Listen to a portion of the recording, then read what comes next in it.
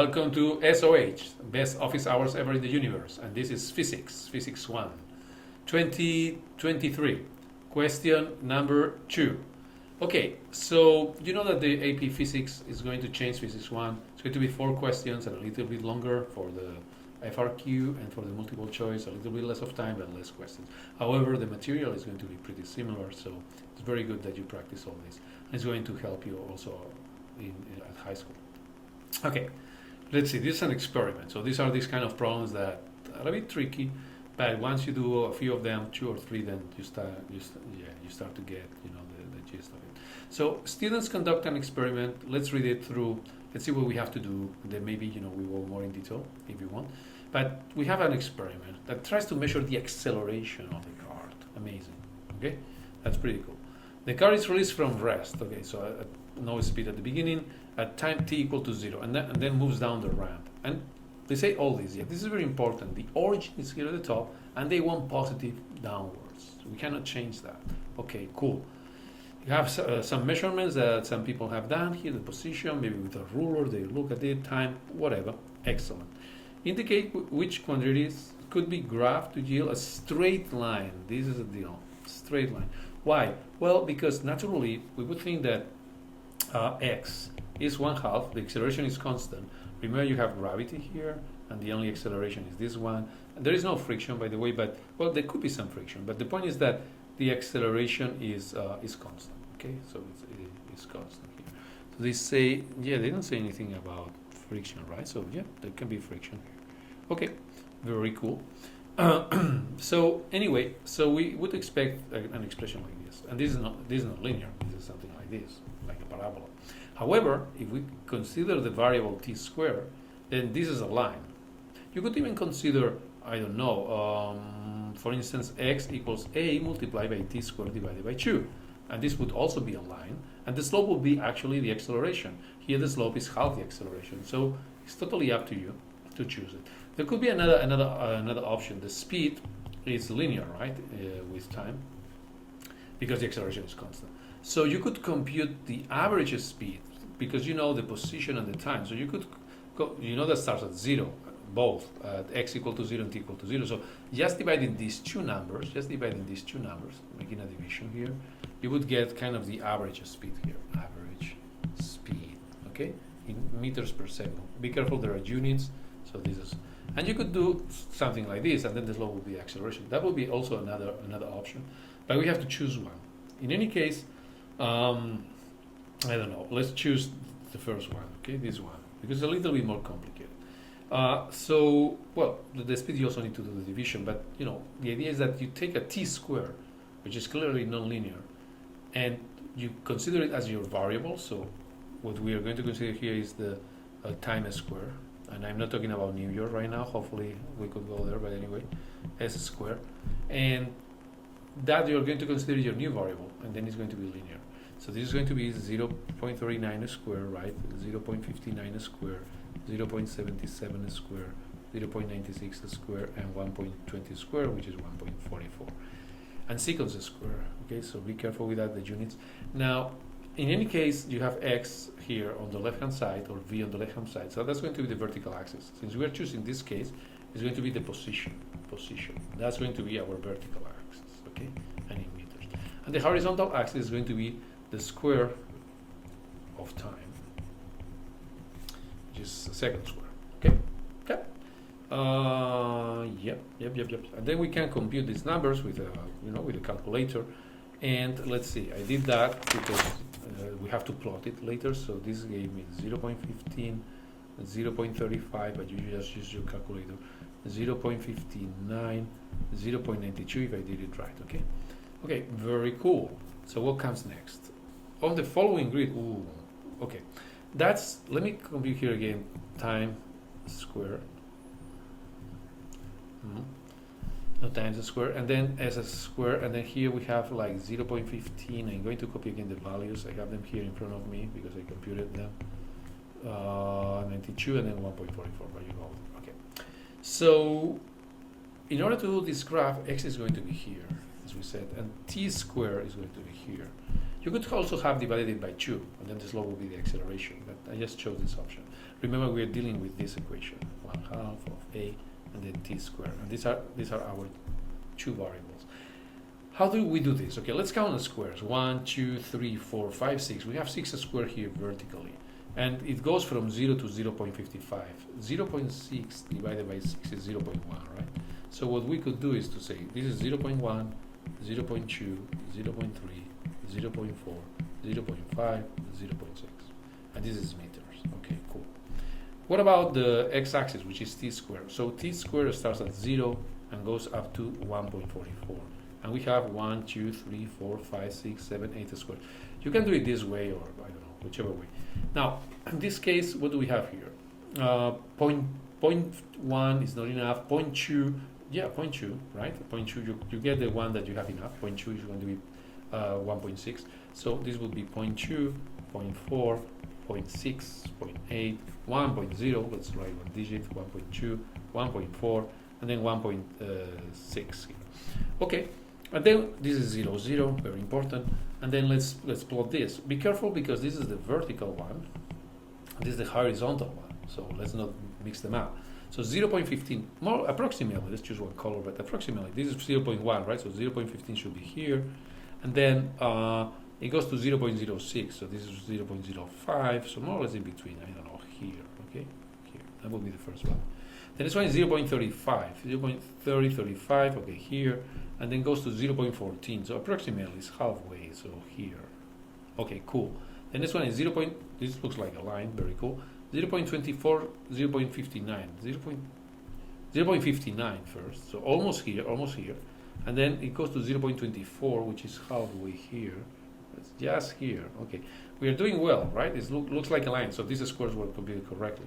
0.37, 0.92. So first 0.92, don't forget about that, more or less here, and then 0.37, almost 4. So more or less here. Yeah, more or less here. Okay, cool.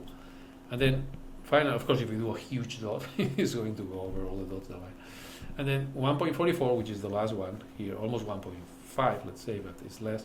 And then it goes to 0.55. So it's going to be 2.55, I don't know, here in the middle, right? We have to cross 2. So yeah, more or less here, okay? And then say to plot the line, well, we do our best, you know, I don't have a ruler, so, but it should start at 0, 0, that's for sure. So more or less. If there are a few points that go, you know, it's okay. It's okay. I mean, you can double check if you want, but it's okay. They want to see that there is a sensible line that makes sense, and the dots are not perfectly aligned because it would be amazing, right? What else? Do they tell us to compute? Oh, how to use to determine the acceleration? Okay, so the slope of this would be half the acceleration, so the acceleration will be twice the slope. But they don't tell us to compute it, right? Interesting. So let's try to compute it. Let's choose this point. They don't say, but just in case. So we have rise over run. So this would be the slope, right? Not yet the acceleration. So yeah, let's do it right. So this is the slope. So it is 1 point. So first is how much rises, 0.5 divided by 1.2. Okay, so the acceleration will be twice that, right? So this is 1 divided by 1.2, and this is 5/4, so 0.8 meters per second square. Okay, I don't see that they really ask about it, but I don't know. I was like, hey, I won the medal, okay? And then maybe they ship it for what we pay. They should.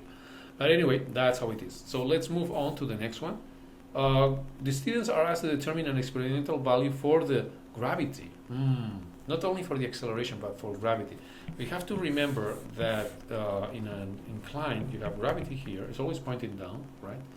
But the acceleration is in this direction, so you have kind of a projection, right?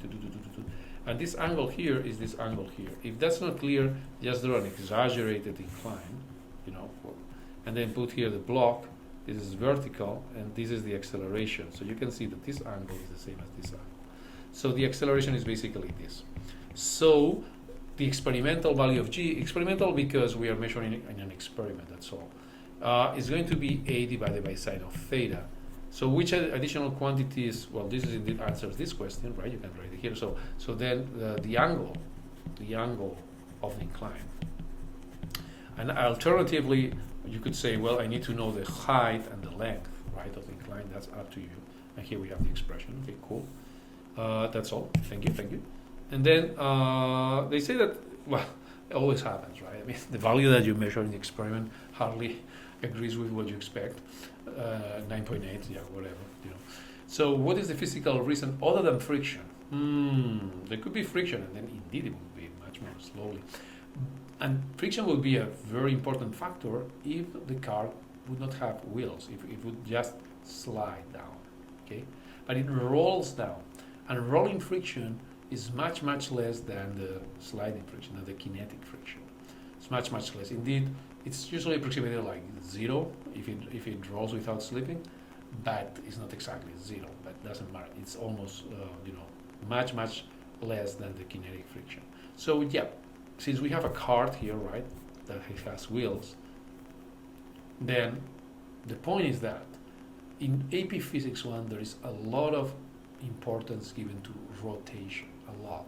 So if you see that there is anything related with rotation, you must say it, because they are looking forward to that, okay? So what can rotate here? The wheels. If there were no wheels, friction would be the most important factor. If there are wheels, we assume that they rotate, then the wheels. So why would the wheels, let's say the motion of the wheels. If you want to be more precise, you can say the moment of inertia of the wheels. Why is that? Well, I think, when do they ask that? Yeah, explain the physical reason, yeah. So the reason is that the cart needs, or let's say it in this way, gravity, whoops, let me finish of the wheels. Whoops, yes. Well, of the wheels, okay, doesn't matter. So the gravity, what is gravity doing? It's pulling this object down. But gravity will translate, right? It translates the cart and rotates. Gravity will translate and rotate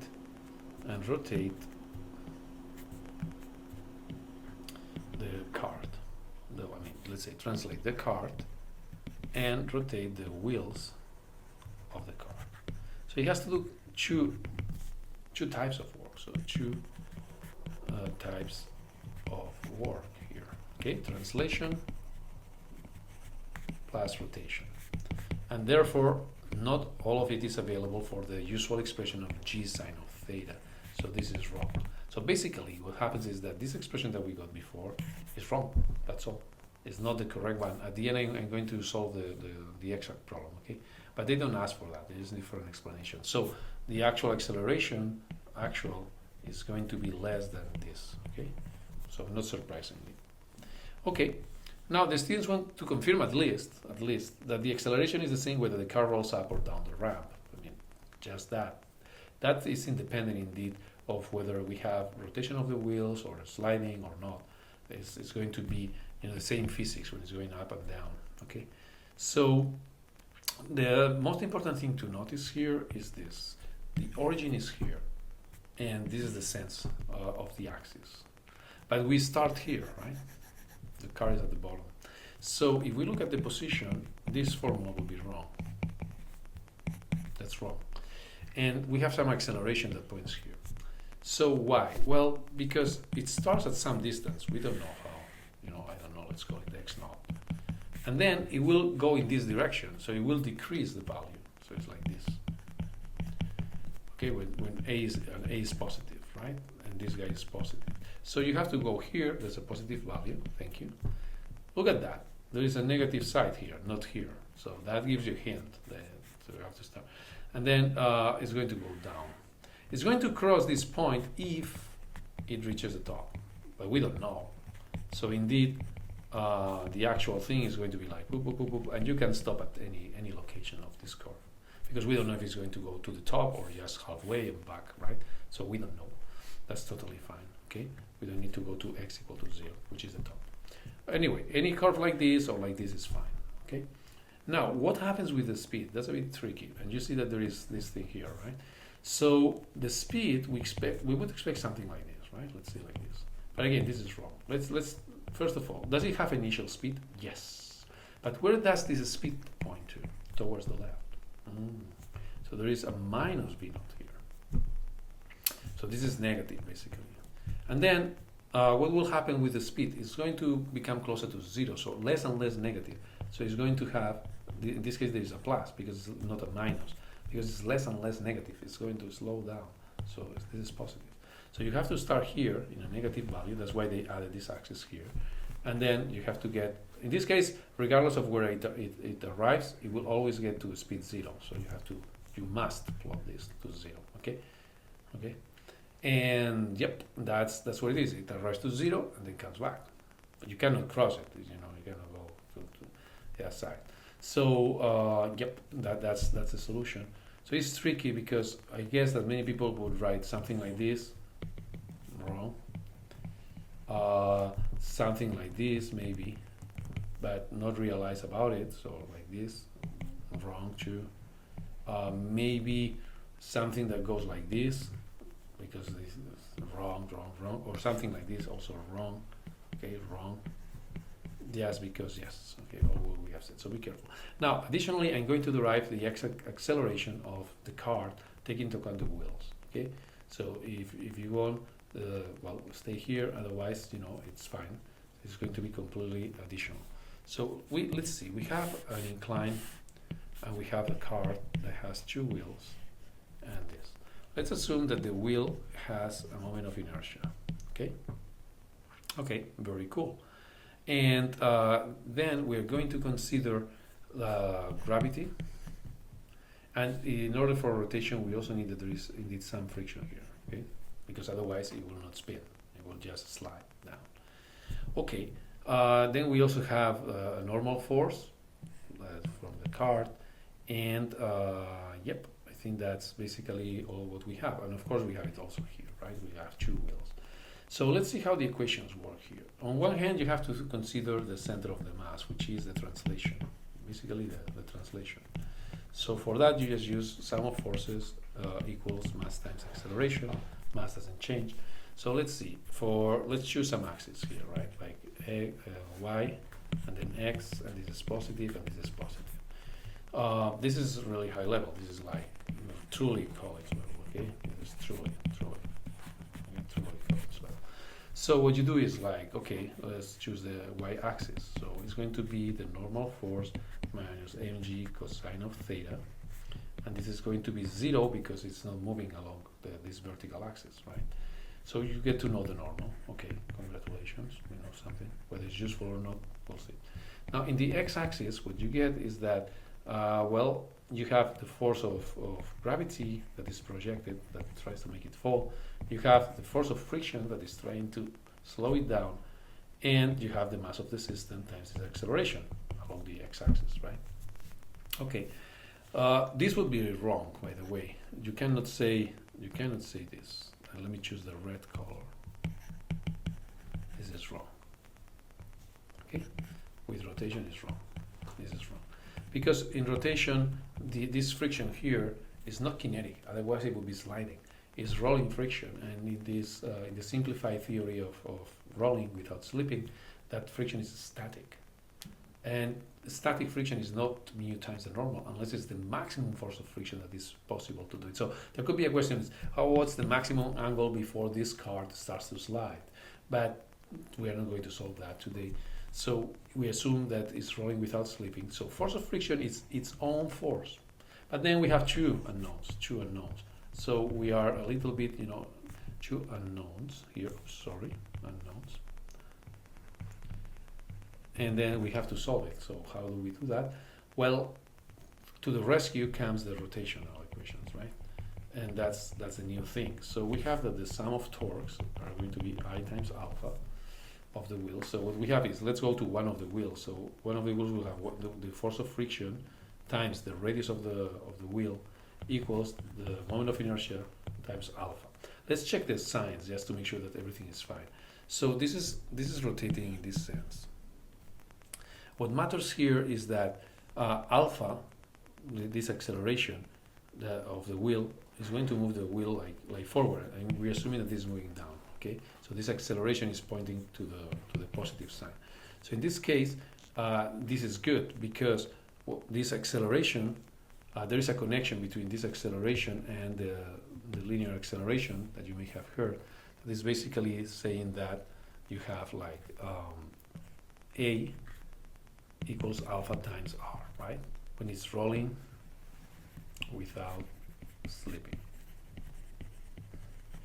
But we want the same sign. This is positive because of what we chose. So this is positive for sure. So we want this positive. So we want this guy to be positive. So we want this to be positive. Okay. So now from here you get alpha, which is FR divided by I, and then you can well, what do you get here? Because of this relationship, you get how much is A. A, the acceleration, which is only AX. There's no acceleration in the y-axis. Is going to be alpha times R, so FR squared divided by I. That's it. You got it. But we don't have that in terms of the, you know, how much is the force of friction. So remember, we still have this equation here. And now you have this thing here. So for instance, here, you only have the force of friction as an unknown. So you could get that the force of friction equals 1 plus mr squared. This is a very standard combination here because the moment of inertia goes like mr squared, so this makes sense in terms of units. So you have found how much is the force of friction. This is the force of friction on one of the wheels, the same on the other wheel, as this object rolls down without slipping, and is different to mu times the normal. I mean, you can see that because the normal was mg cosine of theta, right? So tell me, what does this have to do? You may say, well, maybe the mu makes it happen. Yeah, but if I change the moment of inertia, mu is the same, the surface is the same, and this would be different. So, you know, that's, and then there's a sine and cosine. That only is useful to determine the maximum angle given this, but no, okay? So don't assume this at all. And then once you know the force of friction, well, you can go back here and know how much is the acceleration, which is pretty cool. So the constant acceleration that we were wondering, it is indeed, well, let's just substitute all these things, and blah, blah, blah, blah, blah, blah, blah, and then multiply by r squared I. And then you can, and then we have this sine of theta, right? Mg sine of theta. And then you can rearrange this a little bit better if you want, because there are many simplifications, right? So let's see, we have r squared I, and sorry, here, f r squared. So we have f, yes, mg.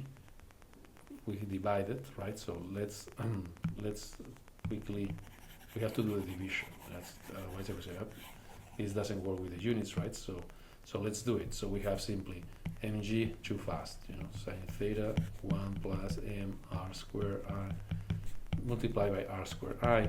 But you can do this mg sine theta, and this you can put it here down. You can see I simplifies an r squared. So indeed this goes like m plus, and then you have I divided by r squared. What's cool about it is that the acceleration is not the term that we used to know, this one, right? But it's affected by this one. And this is less than 1 because you have this term here. So it's kind of an effective mass. I divided by r squared is kind of an additional rotational mass. Okay, so this is the total mass. Let's say translational mass divided by the rotational mass. This happens in many systems. If we would have gotten any sign wrong, you would have seen that this sign is wrong. I mean, there is more mass. Translation plus rotation, not translation minus rotation. And well, that's it. And this is like really, really nice. If you have been here, yes, congratulations. Okay. See you next time. See you next problem. Let's do this.